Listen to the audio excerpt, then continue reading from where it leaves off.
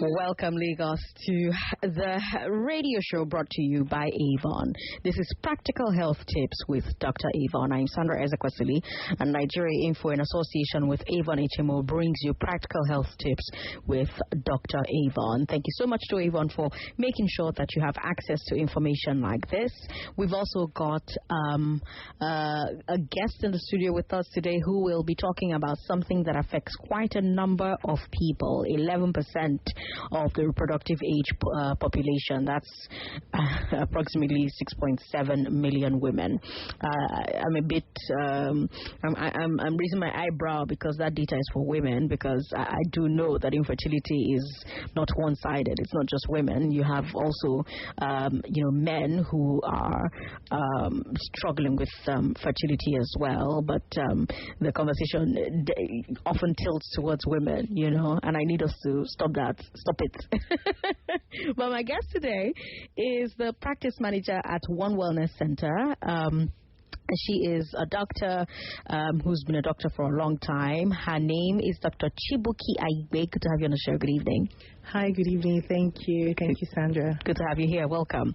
Now, Lagos, of course, you can join the conversation. 0700-993-993, 01465-7190. And like I said, even though we have a lot more data for women, men are just as likely as women to be responsible for infertility.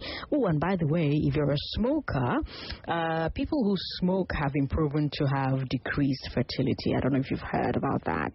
But let's start from the top before we, share a few more facts with you. Let's start from the top, Dr. Aigbe. Are fertility issues hereditary? No. Okay. The blanket answer is no. However, studies have shown that very, very minimal. There is a high chance that for a few times we see that men have some chromosomal abnormalities that are, yes.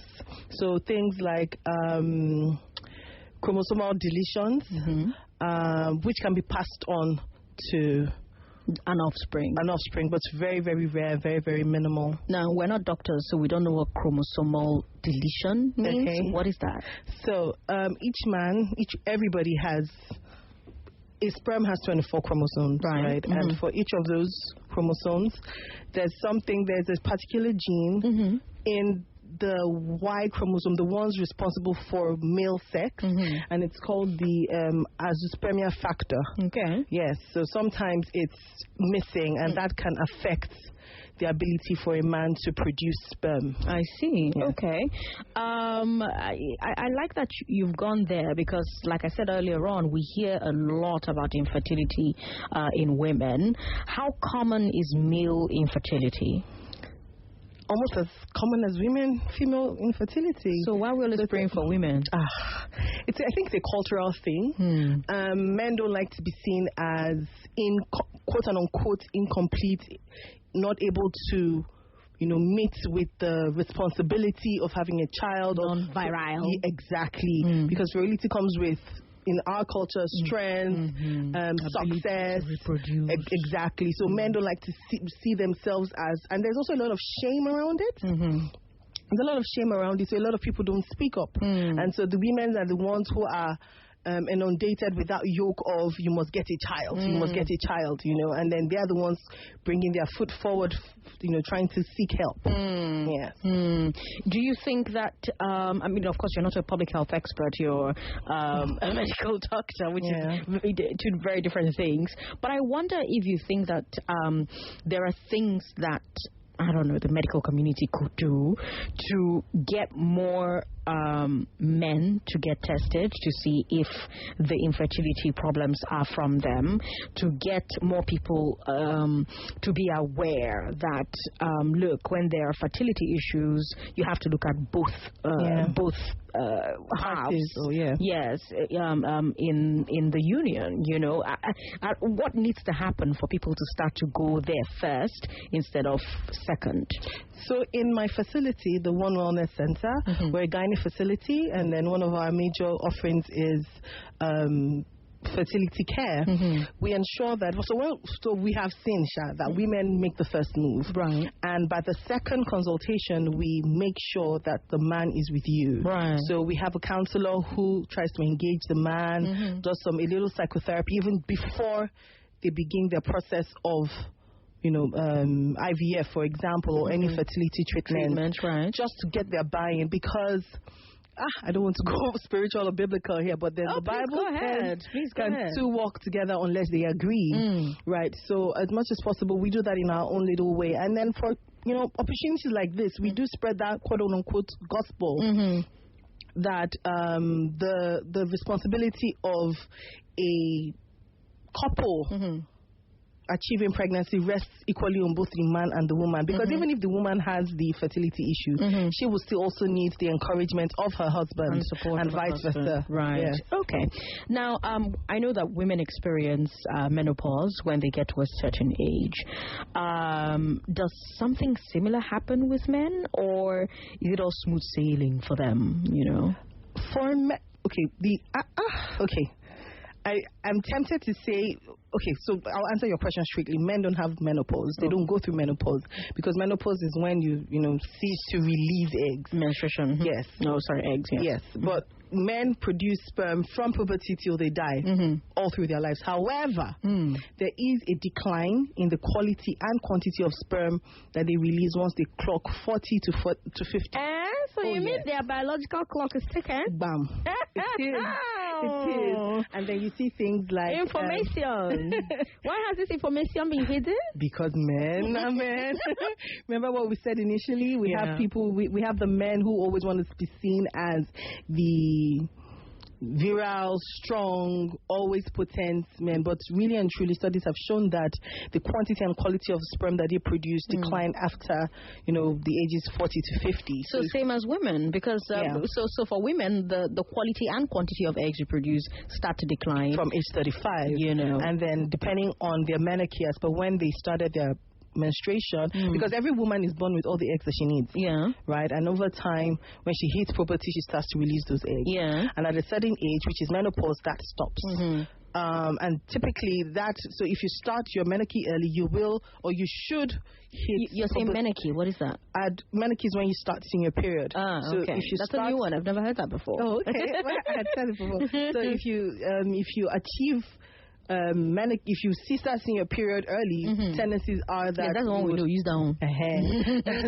Tendencies are you would hit your menopause early, because you would have released all the eggs that you should or could possibly release, and vice versa. So if you start to see your period late, you will hit menopause late. I see. There you go. So you're listening to Practical Health Tips with Dr. Avon. Today's Dr. Avon is Dr. Chibuki Aigbe. She is the practice manager at One Wellness Center. And today we're talking about fertility. We're sharing different facts that you need to know about fertility. This show really is to inform you, to give you, like the name implies, practical tips for your health, And like I said when we started, infertility affects 11% of the reproductive age population, and I told you that that's approximately 6.7 million women. I told you that men are just as likely to be responsible for infertility. I told you that people who smoke have been proven to have decreased fertility. But did you also know, by the way, that women aged 25 to 29 are 78% more likely to get pregnant after trying for 1 year? 25 to 29. And now this percentage decreases to 36% for women who are between ages 40 to 44. And like Dr. Ibe and I just discussed, men also have a biological clock. Let's talk about erectile dysfunction. It's an issue that a lot of men face. What exactly is erectile dysfunction? How common is it in men? So the statistics will shock you, but first I would say that erectile dysfunction is the inability for a man to achieve and maintain good enough erection to have a successful sexual intercourse. Men between the ages, in fact, I'm sure men will be, I'm about to bust their head right now. 50% of men between the ages of 20 to 70 will experience erectile dysfunction sometime in their life. At some point in their life. That's a huge number, 50%. 50%. I'm sure it's reassuring because, as a man, you're dealing with it and you're wondering, well, are my other men dealing with it? So there's got to be some comfort that comes from the knowledge that, 50% of, the male population dealing with it at some point in their lives. What's responsible for it, though? What are the symptoms for it? So very largely, very broadly, there's the physical aspect and then there's the mental aspect. Okay. In the physical aspect, we're going to be talking about comorbidities. There's other diseases like diabetes. So in fact, to have a successful erection, you would need to be okay mentally. Okay. Right? Being very practical here. You would also need good blood supply, adequate blood supply. Right. You will need good innervation, optimal nerve innervation of the penis. All right. And you would also need so I've talked about blood, I've talked about nerve, and I've talked about the mind. Yeah. So those three things are the core of an erection. So if you have any impairment in any of all these three, you would have erectile dysfunction. So if I'm talking if your about mind is not right, if your blood is not right, if your nerves are not right, it's probably going to affect your penis. Exactly. So if we're saying physical, we're talking about diabetes because it could affect the innervation and the of your genital organ. And also, you say innovation, and we're like, see, grandmas listen to me. Oh yeah, yes, we don't know these big words. So the nerve, the nerve network of the penis. Okay, right. Okay. So that's the thing that helps the penis get aroused. Yes. Okay. And then there's the cardiovascular disease, so heart diseases that would. So hypertension and heart disease would affect the caliber, the integrity of the blood vessels that go through the penis. So if that one has coma, then you know that it's not going to be able to pump the blood well enough and keep the penis turgid enough to have a successful intercourse. Okay. And then you have other things like hypothyroidism. Oh, the fourth thing, I mentioned three. The fourth thing is the hormones. Testosterone is the key hormone in achieving an erection. So if you have low testosterone or you have low thyroid functions, then you would have erectile dysfunction. Obesity, kidney disease, increased age, medication, so antidepressants, some antihistamines could affect your ability to achieve erection. I've read somewhere that even some medication that you have to take for your heart disease will affect your ability to have an erection. And I might just chip this in. That's why it's important when you have a chronic disease that you're seeing. So most chronic diseases are multidisciplinary, right? So you have, say, if you have you're hypertensive, you will see a cardiologist, a family physician, and plus or minus a urologist. So oftentimes your medications are being tweaked just to manage whatever side effects from one. Exactly. Yeah. So it's important. So it's no hope is lost. I love this show because I learned so much from Dr. Avon. Today's Dr. Avon is Dr. Chibuki Aigbe. She is the practice manager at One Wellness Center. By the way, you want to learn more stuff, you want more practical health tips, please go over to Avon HMO's Twitter, Facebook, Instagram. It's all Avon HMO. Avon is spelled Avon HMO, like H for house, M for mom, O for orgasm.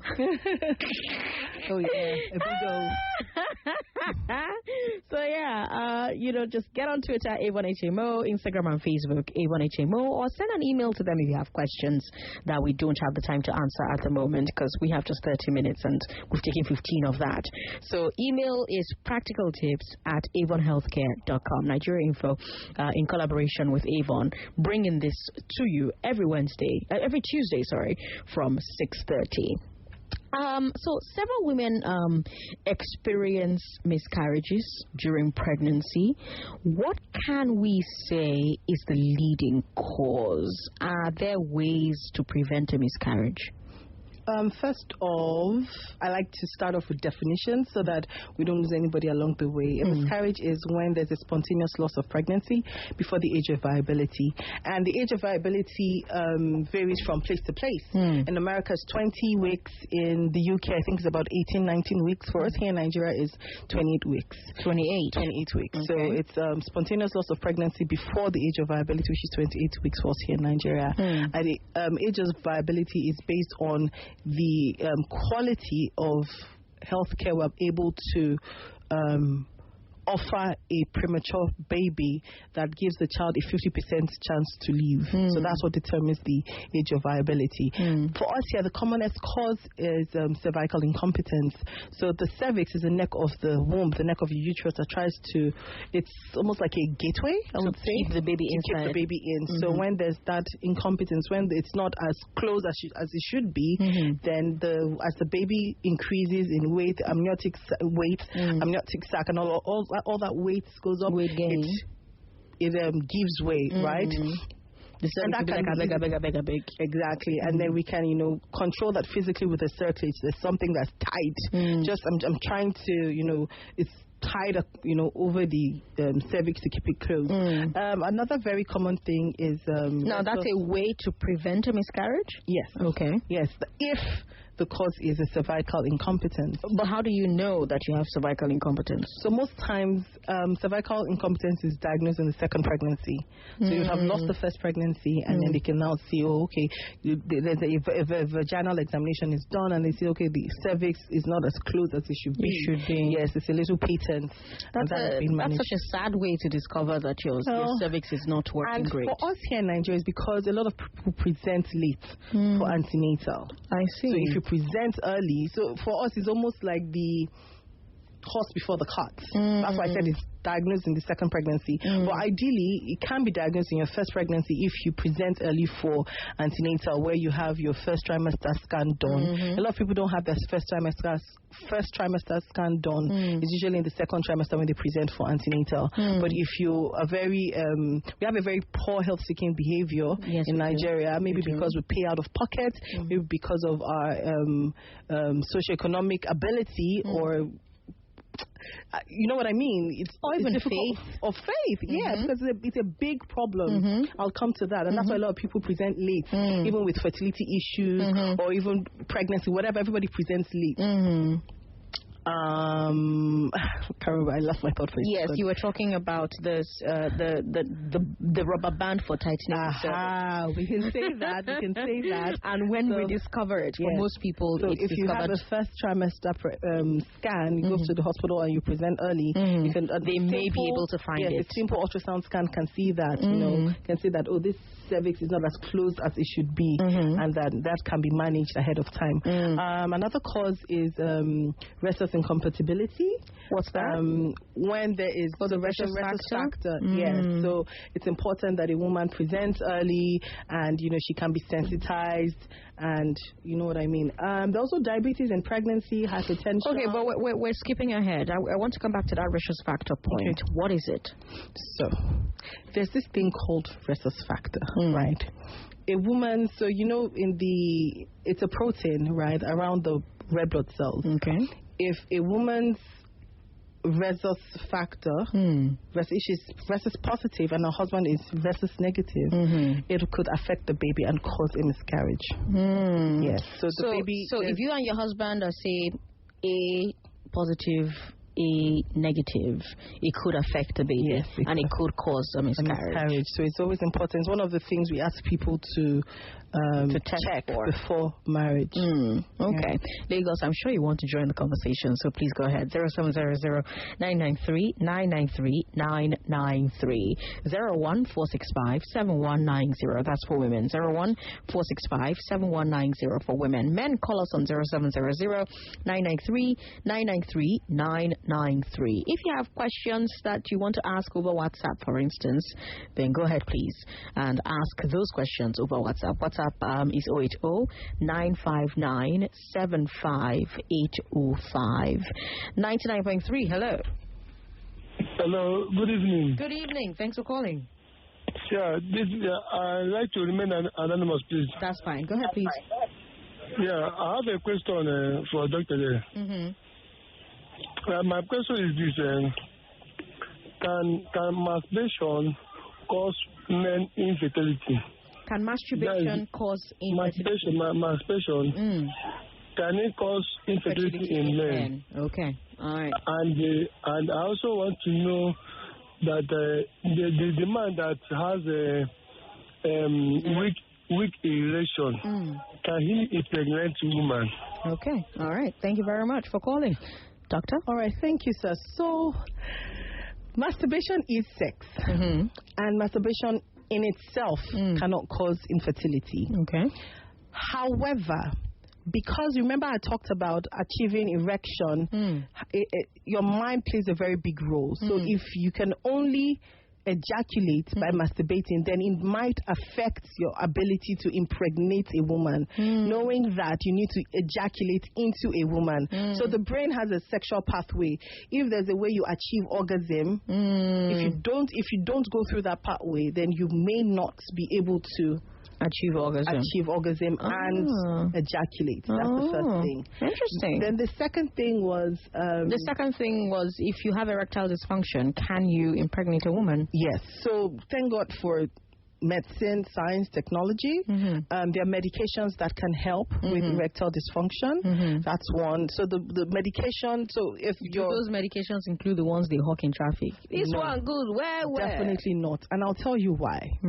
A lot of those concoctions are being engineered in someone's kitchen. Right. So, and these people have no pharmacology knowledge, no measurements, no dosage. So you're just taking. So yes, they could stuff your drink. You will never know whatever you're buying with very potent, good medications. But what happens? And even I've seen some people even take testosterone hormones. That in itself can even affect you negatively because very high levels of testosterone will send signals to your body. Oh, enough, you're generating testosterone, and you would now worsen your erectile dysfunction because your body's not going to produce it. So there's a negative feedback on that. And then thirdly, erectile. So for cases where men can't, all medications have been taking. Or people, in fact, for men who've even had male sterility, where men have had vasectomy done, you can have an aspiration done. So an aspiration is when the doctor goes in with very local anesthesia, goes into the testes and pulls out sperm to use for IVF. Yes, that can be done. So you can achieve pregnancy, but maybe not through having sex. Having intercourse. Yes. Okay. I've got so many questions on WhatsApp. Sandra, what's the cause of low sperm count in men? And can it cause infertility in men? Yes. Low sperm count is one of the leading causes of male fertility. So normally the average man ejaculates 15 to as much as 200 million sperm cells per 1 mil, but on the average 36 million per ejaculate. So each time he ejaculates, he releases 36 million sperm. However, that number can reduce if he ejaculates every day, and that comes to the masturbation guy point. So if you're masturbating or having sex every day, the number and quality of the sperm that you're producing reduces. Right. But it has to replenish. Yes, it has to replenish. Yeah. So we advise. So whenever you want to do a spermograph, that's the sperm analysis, or wherever you're preparing yourself for an IVF, it's advised that you abstain from any sexual activity, any form of sexual activity for as much as 5 days, just to give that build-up of healthy sperm cells. Now, to be clear, this is only a problem if you're trying to have babies. But if you're not trying to have babies, it's okay to have sex every day, right? Oh, yeah, sure. Okay, cool. Definitely. All right, so we've got a question here from Mr. A. Mr. A says, my question is, this O negative, can it cause a miscarriage? Not in itself. So it's something that the woman, the husband and the wife, or the woman and the man, partners have to check out to see their resource compatibility. Yes. Okay. And in the event that there's an incompatibility, there is a trigger shot, there's an injection, there's a Rogam injection that gives the woman, that can be given to the woman to prevent any miscarriage or intrauterine fetal death. Okay. Here's a question question here. When someone is experiencing erectile dysfunction, what test can they go for? So first and foremost, the test that you would need to do would be to determine the cause. So you have your blood sugar checked, you have your blood pressure checked, you have your hormonal levels checked. You could also need psychotherapy because I didn't get to discuss the mental causes of erectile dysfunction, right? It could be stress. It could be inattraction to your sexual partner, poor sleep, diet, and even performance anxiety. Maybe something happened, you're trying to please and you're unable to get it up. So all those things need to be checked, and those are the tests that are done to, diagnose erectile dysfunction. Are these tests available at your center? Oh yes, they are all available at Okay. the center. Again, our guest is Dr. Chibuki Aigbe. She is the practice manager at One Wellness Center.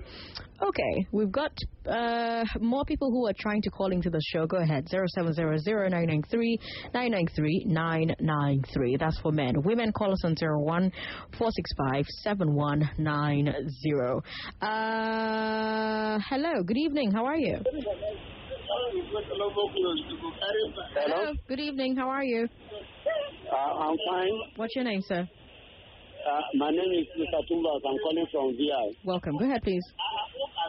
I actually a first-time caller.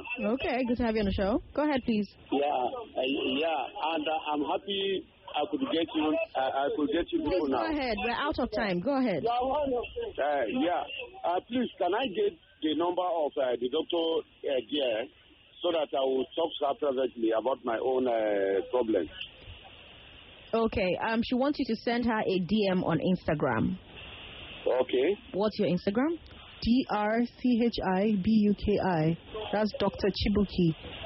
DRCHIBUKI. Okay. Dr. Chibuki. Send her a message on Instagram. Okay. Thank you very much. Thank you very much for calling. 99.3, hello. Hello? Thanks for calling. What's your name, ma'am?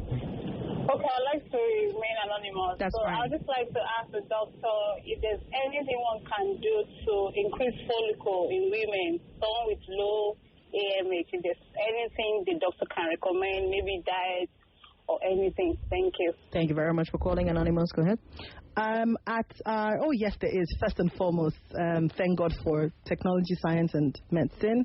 At our center, at One Wellness Center, there's something we do. It's new. It's innovative. It's called the ovarian rejuvenation.